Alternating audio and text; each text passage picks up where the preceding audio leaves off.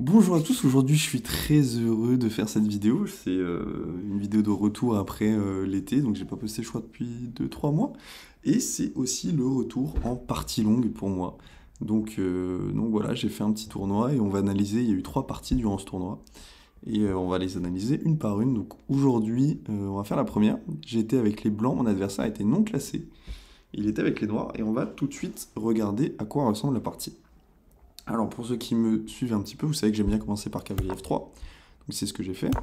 Mon adversaire qui vient jouer G6, ici je joue C4, bon, ouverture assez standard, moi mon plan c'est juste mettre le fou en fianchetto, sortir mes pièces, tout va bien. Ici j'aime beaucoup cette structure, les noirs peuvent jouer aussi avec une structure sur case blanche avec les pions, pour essayer un petit peu d'enlever la puissance de mon fou blanc. Mais ici, c'est pas joué par mon adversaire. Et là, j'aime beaucoup ce que j'ai. C'est le genre de position que j'aime jouer. Donc ici, premier moment de réflexion pour moi. Je viens ici prendre mon temps. Est-ce que je rock direct ou est-ce que je viens jouer donc tour B1? Parce que tour B1, ça va me permettre aussi de pousser mes pions et un petit peu d'avoir cette attaque sur l'aile dame. J'y réfléchis et je me suis dit, autant jouer tour B1 d'abord, on peut y aller. Tac, mon adversaire ici qui vient rock, et je vais le suivre, je rock. C'est agréable parce que j'ai pas eu à réfléchir énormément dans l'ouverture. D'ailleurs, je précise que la partie longue, c'est du 50 minutes plus 10 secondes à chaque coup. Et ici, il me semble que j'ai à peu près 40 minutes encore, 40-45 à la pendule. Et mon adversaire qui vient jouer ce coup à 5, qui est un très bon coup, excellent même, vu que maintenant je peux plus vraiment m'étendre sur l'aile dame comme je l'aurais aimé, c'est plus compliqué. Donc je viens développer mon fou, et la position comme vous le voyez, je sais pas si vous avez la barre, attendez je vais regarder. Non, vous n'avez pas la barre d'évaluation, bon c'est pas grave, c'est bien. Mais elle est totalement égale ici. Donc le cavalier qui vient s'installer et avancer dans la position. Et là, je réfléchis et je me dis, j'ai pas vraiment de jeu, je sais pas trop comment développer mes pièces. C'est un peu bizarre ce qui se passe, je peux pas vraiment pousser. Enfin, j'aime pas trop les idées. Donc, ce que je vais faire, c'est que je vais échanger, je vais voir si je veux échanger. Et comme ça, au moins, je développerai ma dame. Et on pourra peut-être un peu mieux pousser avec des idées que, bon, bah là, par exemple, sur prise, je peux pousser peut-être directement après, euh, parce que donc s'il reprend, je pourrais manger la tour. Bon, bien évidemment, c'est le genre de piège qui ne passe pas en partie lente, mais ça peut être des idées. Bon, ce qui est joué, c'est fou G4, et je trouve ça super bizarre, je ne vais même pas prendre de temps à réfléchir, je prends direct, je casse la structure, et ce pion-là, il est faible. Après ça, je vais tout simplement chasser le fou. Le fou qui prend mon cavalier, donc là j'ai la paire de fous, je suis très content, je me dis, bon, j'ai de la pression ici, ce pion-là il est très faible, je suis dans une position super, j'adore. L'ordi dit que c'est égalité. J'y crois pas trop sur le moment. Donc, le pion qui vient être protégé, et là je me dis directement, ce pion-là il est faible, on va replacer le fou, et on va l'attaquer. Très bien, ici j'avais la continuation, donc il y avait dame D6 évidemment pour protéger le pion. Et là j'ai voulu faire marcher des espèces de dame B3, tour B8, dame A3, des trucs pour que ça passe, ça marchait pas. Ça n'a jamais marché. J'ai pas réussi à trouver une ouverture. Donc, j'ai joué A3 pour préparer B4 et pour essayer vraiment de tout ouvrir et de faire jouer mes fous un peu mieux. Parce que là, mes fous sont... Ok, ils tapent un petit peu sur un pion qui est faible, mais j'ai pas l'espace que je voudrais. Et là, l'enchaînement coup qui va me jouer, il va être plutôt bon.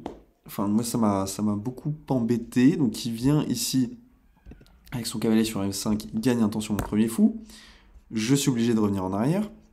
Meilleur coup, mais c'est pas agréable de faire ça. Ensuite, il vient se poser en D4 et regagne un temps sur mon autre fou. J'ai pas du tout envie de les échanger. Donc, encore une fois, meilleur coup, je viens mettre le fou en G2. Et là, j'avais très peur. Enfin, pas qui viennent directement euh, en B3, mais qui joue d'abord A4 pour ensuite planter son cavalier en B3. Mais apparemment, tout va bien pour moi si je joue B3 moi-même. Ah non, pardon, c'est pas ici. Si je joue B4. Ok, si je joue B4 ici, tout va bien pour moi. C'est pas ce que j'ai vu, mais bon. Heureusement, il a pas joué ça et il joue F5. Donc vraiment, il veut venir aller me mater possiblement. C'est une très bonne idée de sa part. Mais moi, je me dis maintenant, il faut que je règle ces problèmes-là, que je gagne de l'espace et que surtout que je contre-attaque. Parce que si je le laisse avancer et que je fais rien, bah, je vais tout simplement perdre. Donc je balance direct B4 et lui il prend pas. Il avance, il avance, il avance. Et là je vois, je réfléchis pendant longtemps et je vois une séquence de coups que j'ai trouvé plutôt pas mal. C'est tout simplement prise de la dame et ici E3. Donc pour attaquer le cavalier et attaquer ici. Et je laisse d'ailleurs au passage totalement ce pion, je l'avais calculé bien sûr. Et donc il revient avec son cavalier en E6 pour essayer de garder une certaine pression. Surtout je ne peux pas vraiment reprendre prise parce que ça serait moche. Et surtout je vais perdre un pion au passage. Et donc ici je viens prendre ce pion et je me dis il va récupérer à 3 mais il y a C6 qui va tomber donc je suis content et c'est pas ce qu'il joue, il contre-attaque ici mon pion D3 et ça m'embête parce que j'avais pas du tout calculé ce coup et je me dis est-ce que je veux venir en B3, ma première idée c'est dame B3 pour essayer de protéger ce pion là mais je vois qu'il y a des A4 j'arrive pas à trouver, je suis un peu gêné par cette situation. Donc, je me dis, je vais aller en C2, protéger le pion, et c'est un blunder total. C'est une erreur. Parce qu'ici, il peut totalement m'enfermer mon fou avec F3, qui est le meilleur coup, et mon fou joue plus, et surtout, j'ai pas d'idée d'aller chercher C6. Mais ce coup-là, il a totalement été zappé par mon adversaire et par moi d'ailleurs, vu que il veut aller récupérer maintenant A3 pour avoir encore une fois ce pion qui est attaqué. Ce qui est en soi une bonne idée, c'est logique, mais bon, il fallait voir ce F3 pour être gagnant. Là, mon adversaire, il est dans une position défavorable. Ça se voit pas forcément sur l'échiquier. Enfin, à premier abord, on pourrait se dire, ça peut peut-être être égalité, le pion A, il peut peut-être poser problème d'une manière ou d'une autre, même s'il est en prise. Le pion D, il y a des problèmes. Bref. Ici, je vais récupérer le pion C6 et je suis très content. Parce que même s'il prend de la dame ou s'il prend de la tour, je vais pouvoir jouer mon coup fou D5 et clouer. Et il va y avoir des problèmes très très très vite sur ce cavalier, sur son roi. Et sur sur le cavalier d'abord, sur le roi par ailleurs, et par conséquent sur le pion. Parce que le cavalier sera cloué et qu'il y aura des problèmes, il va falloir le défendre, tout ça. Donc il prend, et ici je viens direct clouer cavalier, donc c'était une erreur de sa part de prendre de la tour. Il doit le défendre, et là tout simplement je vais reprendre le pion, et évidemment s'il reprend, je peux reprendre tranquillement du fou, vu que le cavalier il est cloué. Donc il bouge son roi, et là je vois tout simplement une séquence, et je me dis, bon bah c'est bon, c'est gagné, c'est prise, prise, échec,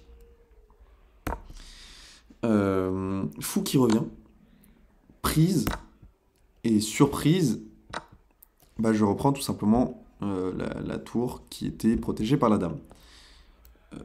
Ça c'est la séquence qui a été jouée, mais il y a un coup qui m'a fait très peur, que mon adversaire n'a pas vu, c'était roi G7.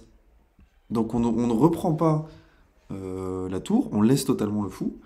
Et si ici, on essaye de sauver la tour, par exemple, en la ramenant en C8 ou en B8, et bah sachez que c'est égalité. Parce que il y a ici tour prend G3. Et là, bah, c'est la galère. Je peux juste défendre ça comme ça. Et voilà, bah, ça fait nul. Tout simplement. Donc il faut surtout pas essayer de sauver le fou. Et il faut trouver, par exemple, donc sur roi G7, fou C1. Et là, bon, bah, ça marche plus. Parce que quand on reprend, et bah, on n'a plus ça, vu qu'on vient défendre. Enfin bref. Ce qui a été joué, c'est dame prend. J'ai pu reprendre la tour sans problème. Ici, bon, la position, elle est totalement gagnante pour moi. E4, bon, si je blunder pas madame, ça devrait aller en partie lente. Normalement, je suis gagnant. Donc, je vais ici mettre un échec. Le roi qui bouge, je prends. Et mon adversaire qui tombe autant, ici. Donc, bon. De toute façon, je pense que je sais gagner ce genre de position. Mais voilà. Donc, première partie plutôt bien menée. Hein. Petite erreur qui a rendu donc, le petit dame C2 qui avait laissé F3, qui aurait pu être problématique, mais bon, ça l'a pas été. Et donc, première partie gagnée. Voilà, il en reste 2. Et je vous laisse avec les 2 prochains récaps, donc, qui va sûrement arriver dans les prochains jours. Et vous verrez mon score final. Voilà, j'espère que ça vous aura plu, cette vidéo. N'hésitez pas à me dire dans les commentaires si c'est le cas. Et je vous dis à très bientôt.